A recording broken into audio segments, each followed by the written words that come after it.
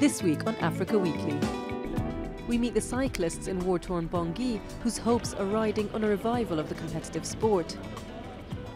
We travel to the Moroccan city of Chefchaouen as it undergoes a green revolution. And we visit perhaps the world's oldest terrestrial animal, Jonathan the tortoise. But first, a summary of the stories that made the headlines this week. A funeral was held for the victims massacred in last Friday's attack on a North Sinai mosque.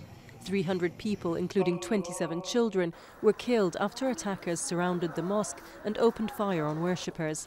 The mosque's imam was one of the survivors. I began the sermons on Friday, and after 2 or 3 minutes I heard the sound of an explosion or two outside the mosque. I saw everyone running out of the door and windows.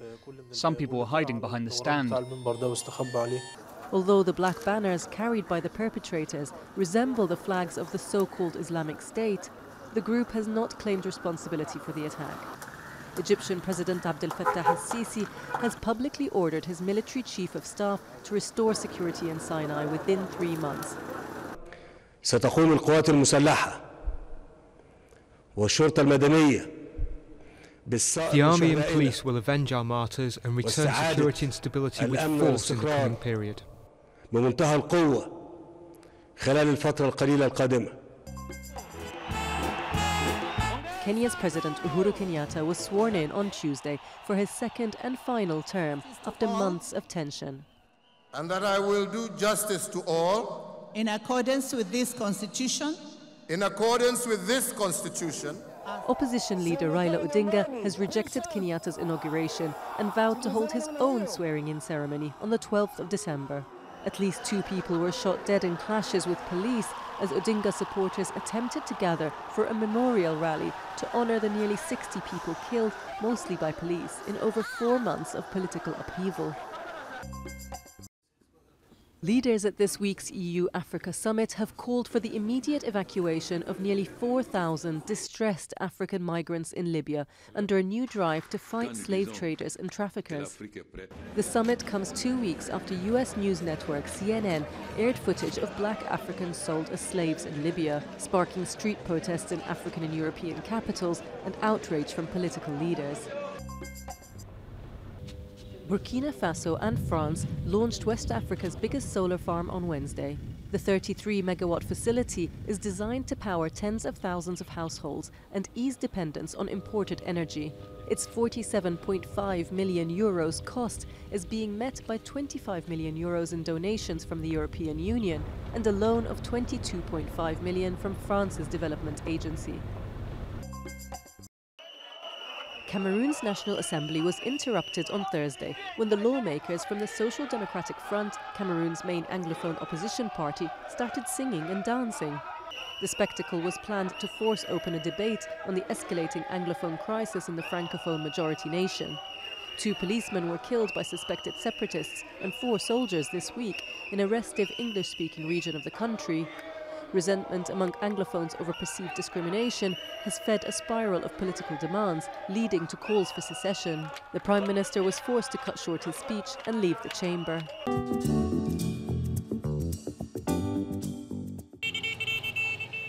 Rule number 1. Avoid potholes and UN armoured vehicles. That's if you want to survive on a bike in Bangui. Every Sunday morning, these eager cyclists race through the streets of the war-torn city.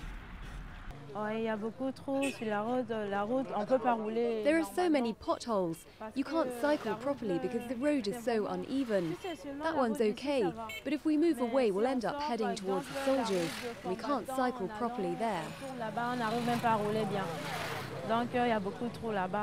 These obstacles can be a real burden for cyclists. Professional cyclists also used to be sponsored here, but that all ended when President François Bozizé was deposed in 2013 and the country descended into civil war.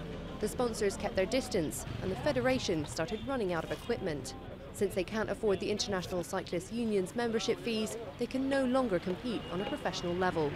There's a huge budget shortage, which is stopping our federation from growing. We depend on the International Cyclist Union. But these young cyclists are refusing to give up. Some of them have even managed to enter competitions in neighbouring countries. Here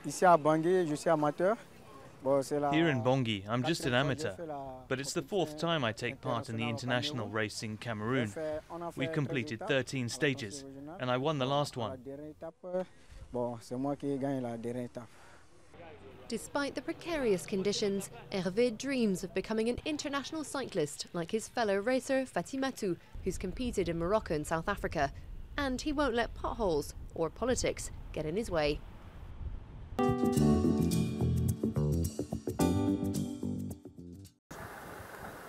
For decades, tourists have flocked to this hillside town in northern Morocco to take in the striking blues of its buildings. In recent years, city officials have been busy adding hints of green. In 2010, the city council voted unanimously to transform Chefchaouen into an ecologically sustainable town. With backing from the European Union and several NGOs, the mayor says they're well on their way. I can say that Chefchaouen has a desire to become an ecological city. We are still in a transition phase, but at Moroccan and African levels, I think we're among the most advanced towns in this respect. Aziz, a local council employee, does his part, whizzing around town on an electric bicycle as he performs building inspections. The electric bicycle was delivered to us by the municipality of Chefchaouen to preserve the environment and at the same time to help us visit the sites and monitor them. One such site is a newly inaugurated municipal swimming pool powered by solar energy. Nearby, an ecology center built from recycled containers showcases the town's green projects. And an energy information center educates the public about conservation. The center's guide says visitors have been eager to learn about eco-construction and energy efficiency.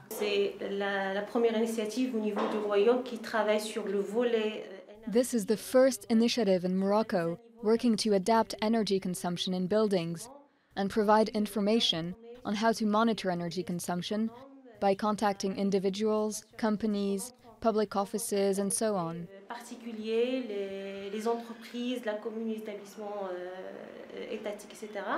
With solar and wind farms, electric buses, and a ban on plastic bags, Morocco has been forging ahead with environment-friendly policies over the past few years. In a country devoid of hydrocarbon resources, the aim is to increase the share of renewable energies nationally to 52% by 2030.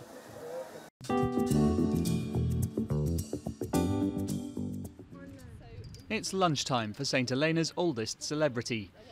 Jonathan the tortoise has become a bit of an institution on the remote Atlantic island. Originally from the Seychelles, no one knows exactly how he arrived here. But the island's been his home for over a century, making him possibly the world's oldest land-dwelling animal.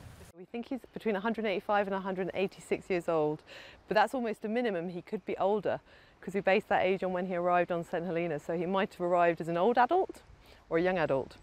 So he could be another 100 years, we don't know. The island's only vet is in charge of the ageing patient's health. Jonathan is on a strict diet of fruit and vegetables, most of which is imported by boat, but he has to be carefully handled. He's now virtually blind from cataracts and has lost his sense of smell, although he has managed to hang on to his hearing. Despite his old age, Jonathan still makes time for the lady tortoises and is often heard frolicking with his female neighbours. I have heard him quite regularly in the paddock, enjoying Emily. I have to keep an eye on him when he's doing that though, because often tortoises can fall off and be on their back. So I have to make sure that it's all done safely. That wasn't in the job description when I became governor. The community is keeping a close eye on the old boy's health, but plans are underway for the day that Jonathan finally bows out.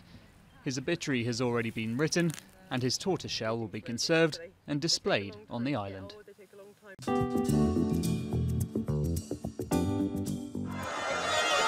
Thousands gathered on Sunday to take part in the Great Ethiopian Run, one of the biggest running events in Africa.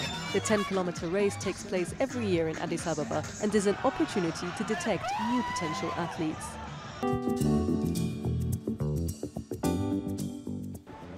Next week, we take you to Lagos, where the government is trying to alleviate the traffic problem by driving people to the water instead. That's all from us at Africa Weekly. Until next week.